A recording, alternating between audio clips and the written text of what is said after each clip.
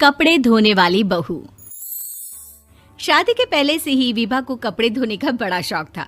कभी नल के नीचे तो कभी तालाब के पास। अरे मेरी नीली वाली लुंगी नहीं दिख रही है। विभा की अम्मा, कहाँ रखी है लुंगी? अरे वो तो विभा ने परसों ही धोकर रखी थी आपकी अलमारी में, देखो वहीं होगी। वो ना मैंने आज धो दी, मुझे लगा कि गंदी हो गई होगी। अरे कैसे गंदी हो गई थी? उसे तो मैंने पहना भी नहीं। हे भगवान, इस लड़की के कपड़े धोने की आदत से परेशान हो गया हूँ मैं। जितना तो घर में राशन नहीं आता, उससे कहीं ज्यादा डिटर्जेंट पाउडर का खर्चा है। इसकी शादी करवा दो, शादी जाए अपने घर में ही करे काम, फिर चाहे घर के कपड़े धोने हो या पूरे गांव के। हाँ ठीक बोल रही हो, देखता हूँ मैं कोई लड़का। वो दिन भी आ जाता है जब विभा को देखने लड़के वाले आ जाते हैं। लड़की मुझे अच्छी लगी। होने वाली सास कहती है, बेटी अगर कुछ पूछना है तो पूछ लो। वैसे तो हमारी लड़की बहुत ही शर्मीली है, जो बोल दो वो मान लेती है, इसे क्या पूछना होगा। अरे कैसी बात कर रही हो माँ, मुझे इन लोगों के घर रहना है, सवाल तो कई है। हाँ हाँ बेटा, पूछ लो ना, क्या पूछना है। आप लोगों के घर कपड़े कौन धोता है?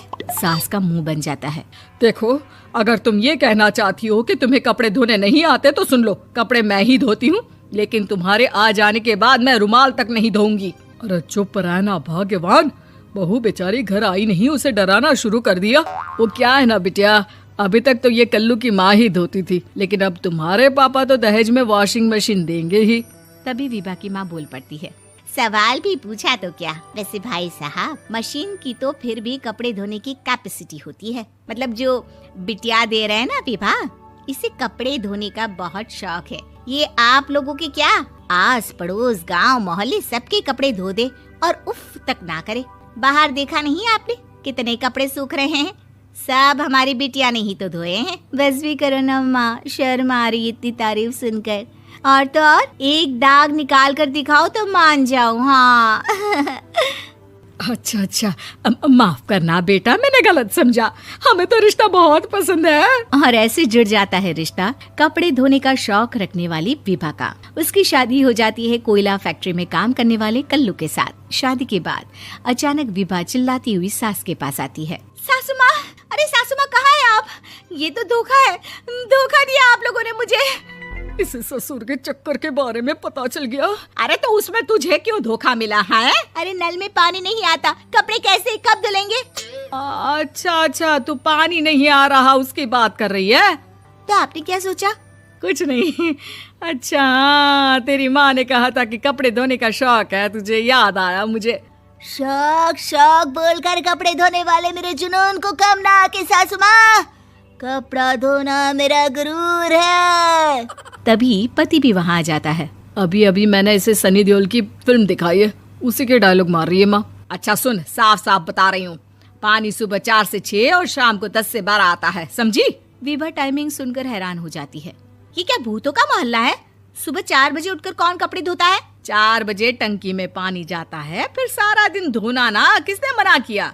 अरे कैसी बात कर रही हैं? 200 लीटर की टंकी में कितने कपड़े धो लूंगी मैं? सुबह ही उठ जाऊंगी मैं। अब क्या था, विभा सुबह 4 से लेकर रात के 12 बजे तक कपड़े ही धोती रहती। एक रोज सास पड़ोस से निकलकर कहीं जा रही होती है कि साथ वाली कहती है, हाँ कल्लू की माँ, जरा ये बताओ कि 2 साड़ी है, 2 ब्लाउज और एक पेटीकोट और एक नाड़े वाला लंबा कच्छा। हाँ तो? अरे तो क्या, कितना लोगी धुलाई ये बताओ। धोबन दिख रहे हैं हम क्या? हमारे पति सरकारी नौकरी से अभी रिटायर हुए हैं और बेटा सुपरवाइजर है कोयला फैक्ट्री में। धोबन समझ रखा है हमें। हाय रे कल्लू की अम्मा, माफ कर दो, वो तो मोहल्ले में यही सब बता रहे थे कि तुमने बहू को कपड़ा धुलवाने के काम में लगा दिया है। सास को पड़ोसन की बात सुनकर गुस्सा आ जाता है। वो घर पहुंचती है जहां घर के बाहर ही इतने सारे कपड़े सूख रहे होते हैं जितने कि किसी धोबन के घर पर। अरे ओ कल्लू की दुल्हन, बाहर निकल। माँ जी यहीं आ जाओ, बाथरूम में चादर धो रहे हैं हम। अरे अभी हम धोते हैं, तुमको बाहर निकलो। ये आस पड़ोस वाले बोल रहे हैं कि हम बहू से कपड़े धुलवा कर उसे कपड़ा धोने वाली बना दिए हैं। अरे छोड़ो ना माँ जी, किन लोगों की बातों में आती हो? आस पास के लोगों का तो काम ही होता है कि वो किसी तरह सास बहू को लड़ा दे। बहू सारे घर के कपड़े धोती है, ये क्या कम है? बोलिए। सास को भी लग जाता है कि वो बहू का ये सनकीपन नहीं छुड़वा सकती, इससे अच्छा है कि खुद ही चुप हो जाए। एक रोज सास और बहू मंदिर जाते हैं, जहाँ सास की साड़ी वहाँ खड़ी भीख मांगने वाली से मिलती है। माँ जी क्या बात है, आपकी साड़ी उस भिखारन से कितनी मिल रही है ना? हाँ हाँ देखो तो, दोनों की साड़ी मिल रही है। क्या बात है कल्लू की अम्मा, तुम खुद को तो अफसर की बीवी बताती हो और ऐसी सिंपल सी प्लेन साड़ी पहनकर घूमती हो। सिंपल और प्लेन नहीं है ये साड़ी। तो क्या सोने के धागे से फूल बने हैं? कुछ भी सासू माँ, कुछ भी। हाँ बने थे इस साड़ी में सोने के धागे से फूल। मेरे पति लेकर आए थे मद्रास से स्पेशली मेरे लिए 10,000 की। ताहे भाई साहब इस भिखारन के लिए भी सेम टू सेम साड़ी लेकर आए होंगे 10,000 की। सास उस वक्त तो कुछ नहीं कहती, लेकिन बहू के साथ घर आती है और अलमारी से एल्बम निकाल कर लाती है। ये साड़ी देख रही है, ये वही साड़ी है जिसे मैंने अभी पहना था। इस साड़ी में ये जो चमकदार फूल दिख रहे हैं ना, ये सोने के धागों से काढ़े गए हैं। लेकिन तू लोकल वॉशिंग मशीन ब्रश से घिस घिस कर सारे फूलों को निकाल कर साड़ी प्लेन कर दी। मुझे माफ कर दीजिए सासू माँ। और तो और, जब मैंने तुझे तेरी गलती के लिए कुछ नहीं कहा, लेकिन तूने तो सबके सामने मेरा मजाक ही बना दिया। क्यों? बहू को समझ में आ जाता है कि अब से उसका कपड़े धोना बंद।